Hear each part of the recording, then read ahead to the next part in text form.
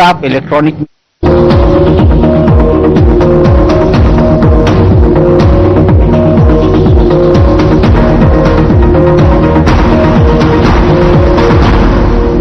सच्ची सहेली महिलाओं के लिए सबसे भरोसेमंद औषधि एवं टॉनिक।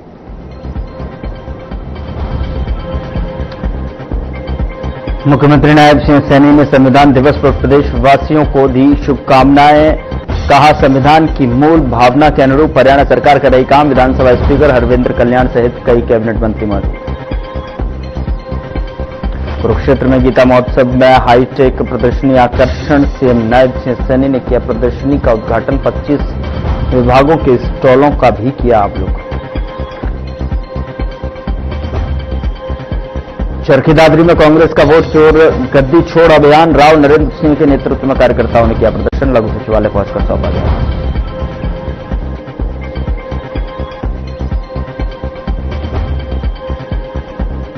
पानीपत में फायरिंग और रंगदारी की वारदात का खुलासा। एएनसी पुलिस ने 4 आरोपियों को किया गिरफ्तार। अमेरिका में बैठे युवक ने कार्रवाई फाइल।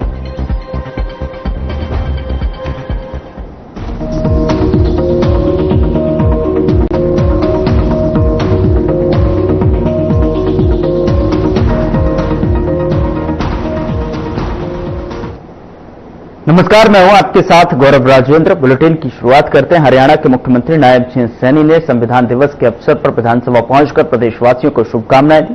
तो वहीं इस अवसर पर उन्होंने कहा कि संविधान की मूल भावना के अनुरूप हरियाणा सरकार प्रजातांत्रिक सिद्धांतों को आगे बढ़ाने के लिए निरंतर काम कर रही है। साथ ही उन्होंने स्पष्ट राष्ट्र को मजबूत और सशक्त बनाने की दिशा में सरकार के प्रयासों को साझा किया। बता दें कि इस मौके पर विधानसभा स्पीकर हरविंद्र कल्याण सहित कई कैबिनेट मंत्री भी मौजूद रहे।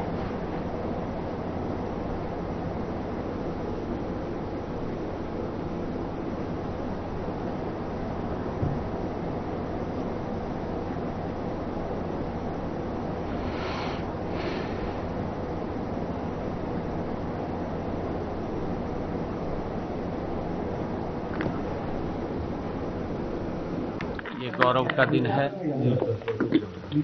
कि आज भारत का संविधान डॉक्टर भीमराव अंबेडकर जी और उनकी पूरी कमेटी के सभी मेंबरान, उनके नेतृत्व में भारत को एक पवित्र संविधान वो दिया है। और आज हम सब के लिए ये गर्व का विषय है कि देश और देश के लोग इस पवित्र संविधान को लेकर के निरंतर आगे बढ़ रहे हैं। आज देश दुनिया में जिस प्रकार से आगे बढ़ रहा है, गति से बढ़ रहा है, ये हमारे पवित्र संविधान का ही कमाल है कि भारत विकास की ऊंचाइयों को छू रहा है। इस पवित्र संविधान से हर व्यक्ति अपने आप को सुरक्षित महसूस करता है और हर व्यक्ति की रक्षा सुरक्षा करना ये संविधान ने सुनिश्चित किया है। आज का दिन हम सब के लिए गौरव का दिन है। मैं सभी प्रदेशवासियों को संविधान दिवस की बहुत बहुत बधाई और शुभकामनाएं देता हूं। डॉक्टर भीमराव अंबेडकर जी, जिन्होंने इस पवित्र संविधान की को रचा है, बनाया है, और उनकी पूरी टीम जो संविधान सभा की जितने भी इसमें काम करने वाले लोग थे, मैं उन सबको प्रणाम करता हूं, उन सबको नमन करता हूं कि उनके कारण इस पवित्र संविधान की रचना हुई है। एक अच्छा संविधान भारत के लोगों को मिला है। ये हम सब के लिए गर्व का दिन है कि आज हम इस संविधान दिवस को मना रहे हैं। संविधान खतरे में बदलने की बात, आखिरकार क्या खतरा है सर? देखिए, आज संविधान गौरव दिवस है। इसके ऊपर मैं कोई प्रतिक्रिया कांग्रेस की नहीं करना चाहता। कांग्रेस अपने अंदर झांक करके देखे। मोदी जी के नेतृत्व में देश सुरक्षित है, देश की सीमाएं सुरक्षित है, भारत का संविधान सुरक्षित है, भारत का लोकतंत्र सुरक्षित है, भारत की न्यायपालिका सुरक्षित है, भारत के राष्ट्रपति का सम्मान है, भारत के उपराष्ट्रपति का सम्मान है, भारत की संसद का सम्मान है, भारत के संसद के अध्यक्ष का सम्मान है। कांग्रेस के समय में क्या था, वो उनको झांकना चाहिए, उनको देखना चाहिए। मोदी जी के नेतृत्व में भारत गति से आगे बढ़ रहा है। मुख्यमंत्री जी, रोहतक में आज एक बास्केटबॉल खिलाड़ी की प्रैक्टिस करते वक्त मौत हो गई, वो पोल गिर गया टूट कर। सर, इस घटना को कैसे आप देख रहे हैं और क्या इसमें सर आप एक्शन लेंगे? देखिए, मेरी अभी इससे जानकारी नहीं, आपने बताया, एक बार उसकी पूरी जानकारी लेकर के उसको। लखन माजरा का मामला? हाँ, उसकी पूरी जानकारी। पोल गिरने से डेथ हुई है और प्राइवेट स्टेडियम कहा जा रहा है, तो कोई ऐसी इंक्वायरी की जाएगी कि किसकी जिम्मेवारी? अभी मैंने कहा है ना, अभी मैं उसकी जानकारी लूंगा। आज संविधान दिवस पर डॉक्टर भीमराव अंबेडकर को नमन करता हूं, जिन्होंने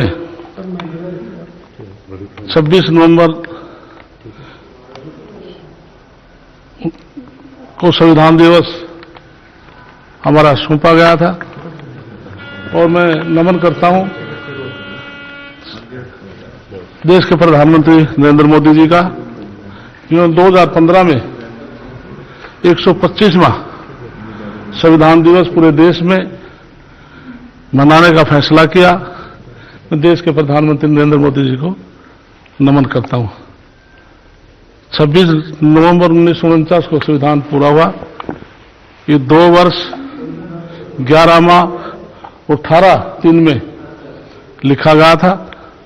तो मैं विशेष तौर से मैं उनके चरणों में नमन करता हूं। लेकिन मैं प्रधानमंत्री का इस बात का भी धन्यवाद करता हूं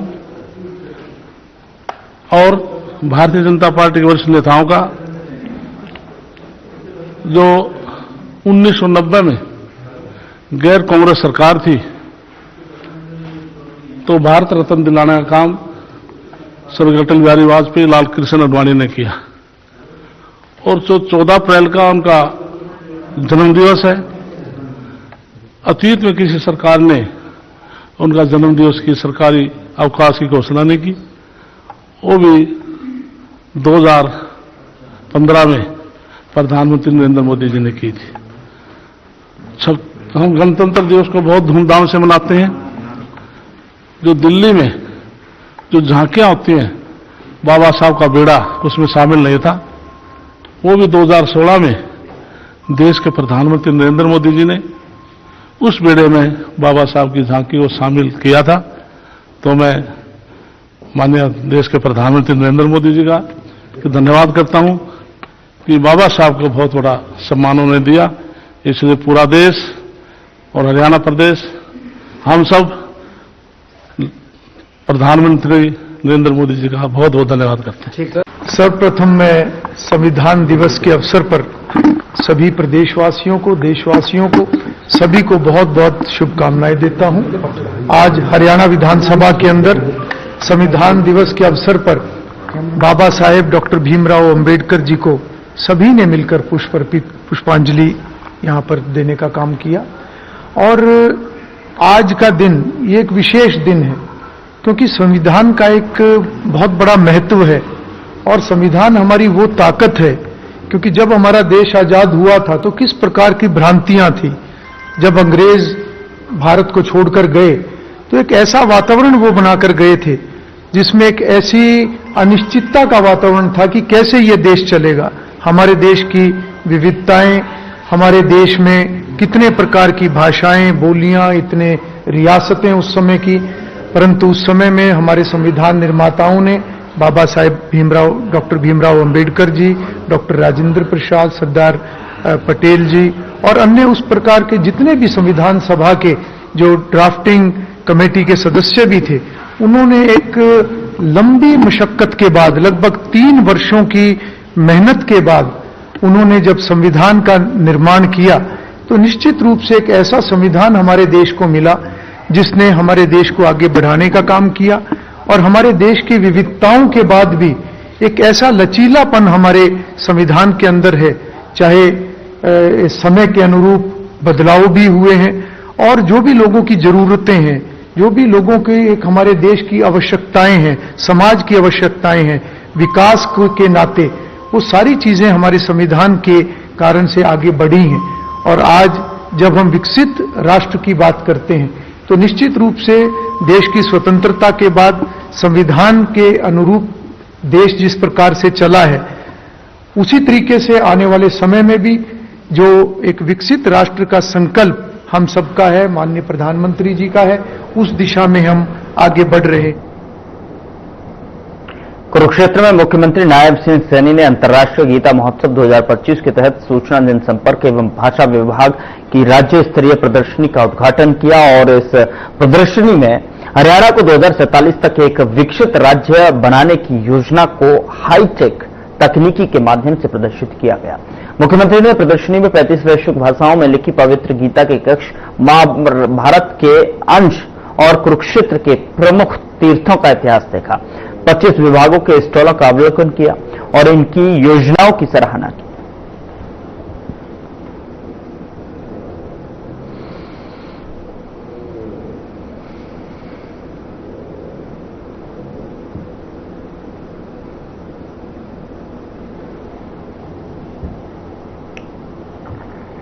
उधर रोहतक की बास्केटबॉल कोर्ट नर्सरी में हुए हादसे पर खेल मंत्री गौरव गौतम ने कड़ा संज्ञान लिया है। मामले में जिला खेल अधिकारी को तत्काल प्रभाव से सस्पेंड कर दिया गया है।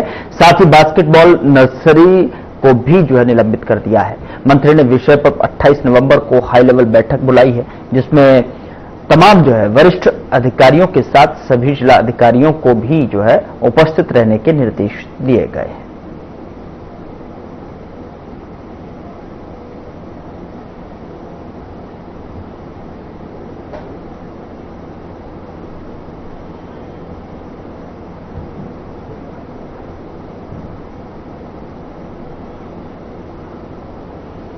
संविधान दिवस के अवसर पर आम आदमी पार्टी के हरियाणा प्रदेशाध्यक्ष सुशील गुप्ता ने प्रदेशवासियों को शुभकामनाएं दी।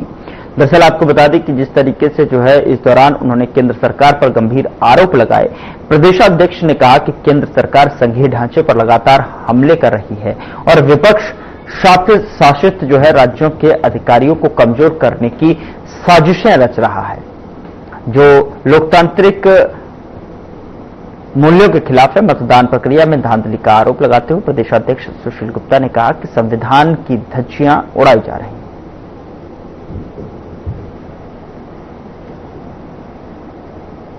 वो भी यहाँ पे आएंगी, हमारा रास्ता बना और उससे भी बढ़िया, क्योंकि ये जो बहादुरगढ़ का थर्ड आउटर ये रोड बनेगा, इससे ठीक 1.25 किलोमीटर पे जो बहादुरगढ़ बाईपास अभी है, उसे 1.25 किलोमीटर पे 100 मीटर का रोड निकलना है, यानी 300 फुट का एक रोड निकलना है। और इस हॉस्पिटल का जो एंट्री है 7 मीटर, हाँ, वो उसी से प्रपोज की गई। मैंने मनोहर लाल जी को भी निवेदन किया था, मैं अब सैनी साहब को भी निवेदन करूंगा। सैनी साहब से मैंने आग्रह किया था कि आप इस हॉस्टल में एक दिन आए और उन्होंने मेरे से आग्रह को स्वीकार किया था। आग्रह हमने राष्ट्रपति जी से भी किया हुआ है, वो भी यहाँ पे आएंगी। और राजनीतिक पार्टियों से संबंध न रखते हुए संस्था हर पार्टी के कार्यकारी, चाहे वो अध्यक्ष हो चाहे वो कार्यकर्ता हो, हम सबका सम्मान करते हैं और इस संस्था के अंदर राजनीति नहीं है। जब इस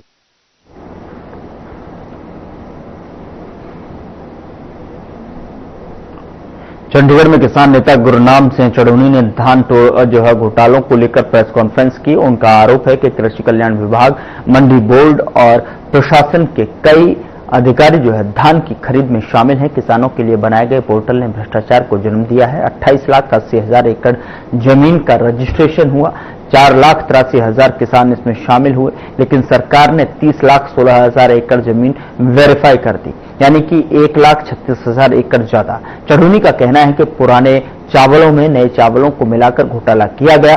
फर्जी गेट पास और रिश्वतखोरी आम बात बन गई।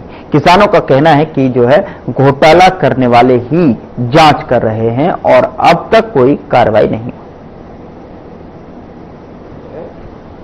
और जो आज का मुद्दा है, आज का मुद्दा धान घोटाले पे है, कि जो एक आज तक का हम किसानी का अगर माने एक बहुत बड़ा फ्रॉड है और जिस पे सरकार नकेल नहीं लगा रही है, और वो बड़ा सुनियोजित संगठित भ्रष्टाचार है।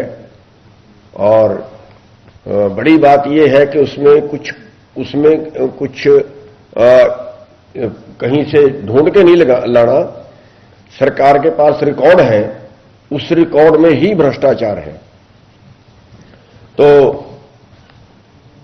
हम बात करें कि जो धान घोटाला है, इसमें कृषि कल्याण विभाग, मंडी बोर्ड प्रशासन, खरीद एजेंसियां, आड़ती, ये सभी शामिल हैं। कृषि एवं कल्याण विभाग ने मेरी फसल मेरा ब्यौरा पोर्टल चलाया कि हरियाणा के किसानों का धान जो फसल है वो खरीदी जाए और बाहर के की किसी की ना खरीदनी पड़े और हरियाणा के किसी की बचे ना, तो उन हरियाणा के किसानों को पूरा उसका लाभ मिले, ये उस पोर्टल का मतलब था। लेकिन यही पोर्टल जो है आज भ्रष्टाचार का एक बड़ा कारण बन गया। उधर ब्योली गांव में घर पर फायरिंग और रंगदारी मांगने की वारदात का खुलासा हुआ है। एएनसी पुलिस टीम ने 4 आरोपियों को गिरफ्तार कर पुलिस रिमांड पर लिया है। जानकारी के मुताबिक अमेरिका में बैठे एक युवक ने अपने दोस्त के जरिए बदमाशों को घर भेजकर फायरिंग करवाई थी। पुलिस ने आरोपियों से 2 गाड़ियां और 2 हथियार बरामद किए हैं। पुलिस अधीक्षक भूपेंद्र सिंह ने प्रेस वार्ता में बताया कि आरोपियों ने $90,000 भारत में लाने की योजना बनाई। पकड़े गए आरोपियों से अधिक पूछताछ के लिए पुलिस रिमांड पर लिया गया है।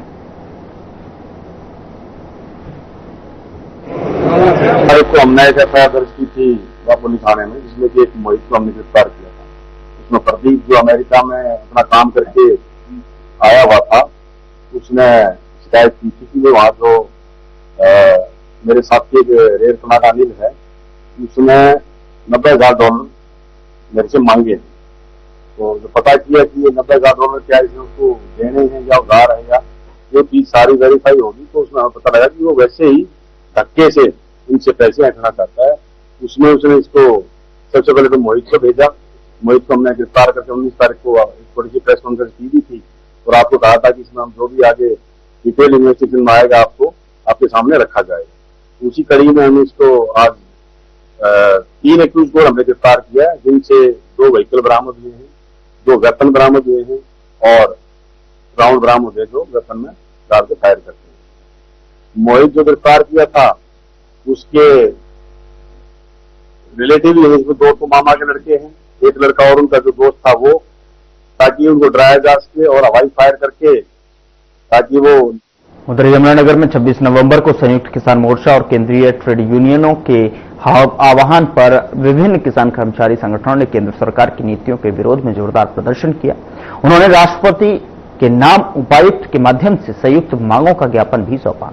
नेताओं ने एमएसपी को कानूनी दर्जा, किसानों को मजदूरों के लिए ऋण माफी, 4 श्रम संहिताओं की वापसी, निजीकरण पर रोक, 26,000 न्यूनतम वेतन और असंगठित श्रमिकों और कृषि मजदूरों को 10,000 पेंशन जैसी मांगे उठाई। मनरेगा में 200 दिन का काम और 700 दैनिक मजदूरी की मांग भी की गई।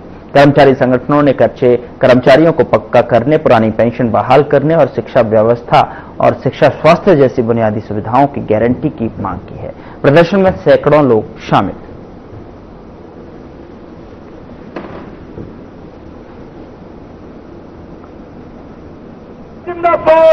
संयुक्त किसान मोर्चा और केंद्रीय ट्रेड यूनियन आज मिलकर और सर्व कर्मचारी संघ आज मिलकर पूरे देश में प्रदर्शन कर रहे हैं। ये प्रदर्शन इस बात को लेकर है कि जो सरकार ने वायदे किए थे, एक भी वायदा पूरा नहीं किया, बल्कि उल्टा जो किसानों से किए गए वायदे वो भी पूरा नहीं किए, कर्मचारियों से किए गए वायदे पूरे नहीं किए। और ये जो ट्रेड यूनियन है, हमारी 11 ट्रेड यूनियन है, सिर्फ एक बीएम है। यमुनानगर जिले के इब्राहिमपुर गांव की देह श्यामलता जमीन को खनन माफियाओं ने खोद डाला है, जिससे राजस्व को भारी नुकसान हुआ है। खनन माफिया रात के समय पोकलेन मशीनों और डंपरों के साथ पंचायती जमीन पर अवैध खनन करते थे और सुबह होते ही काम बंद कर घर लौट जाते थे। खनन माफियाओं ने जो है ताहरी गांव की पंचायती जमीन भी कई एकड़ तक खोद डाली। इस घटना की जानकारी मिलने पर छछरौली बीडीपीओ कार्तिक चौहान ने कहा कि मामले की जांच की जाएगी, लिखित शिकायत के आधार पर कानूनी कार्रवाई की जाएगी। प्रशासन ने अब इस पर जो है एक्शन लिया है। को इस बारे में सूचित किया गया है और एक रिटन कंप्लेंट उनकी तरफ से मंगवाई गई है। जैसे ही हमें प्राप्त होती है उसमें नियमानुसार जो भी कार्रवाई होगी, माइनिंग को भी लिखा जाएगा, थाने में भी लिखा जाएगा और अपने उच्च अधिकारियों को भी इस बारे में सूचना दी जाएगी। फिलहाल बुलेटिन में इतना ही। नमस्कार।